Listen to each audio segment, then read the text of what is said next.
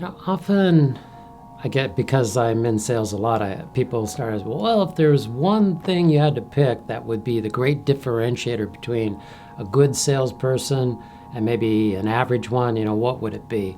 And of course, it's hard to pick just one, and yet clearly if I'm starting down this path, I'm going to choose. And also it's how fast do they get to the solution? And what you find with less effective salespeople is they what we call present to open.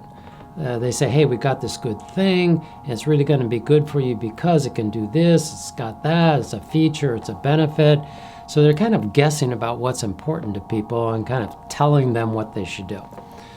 As it turns out, solutions, they actually have no inherent value. They derive value. They have to actually solve some problem that a person cares about, or it has to produce some result that they highly value. The idea is, if people aren't moving, if they aren't moving away from something they don't want, some pain, or if they aren't moving towards something they really would like to have that just doesn't exist today, some gain, then they're not going to move. And that's what it's like when you go in a sales call and you're pitching all this stuff, and they're sitting back there going, and they're asking you, nothing's happening, no movement's happening. So the saying is, and this is not revolutionary in sales, is that no pain, no gain, no solution, no opportunity. So kind of the first thing that I think good salespeople do is they move off the solution.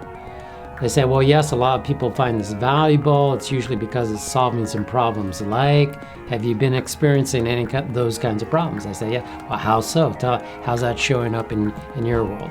Or, it's certainly, a lot of people have found this thing to be valuable.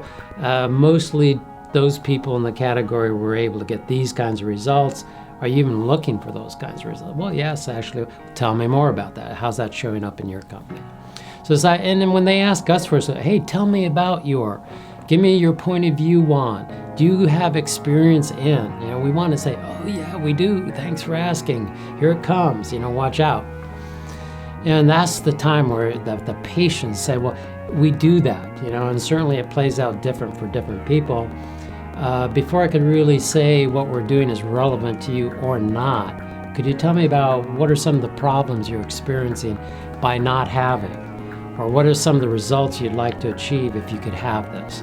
So this idea of move off the solution, to diagnose before you prescribe, I think is central, key to the whole process of sales. So remember, if you hear yourself talking about a solution or if a client asks you one, somewhere in the back of your mind should be this phrase: move off the solution.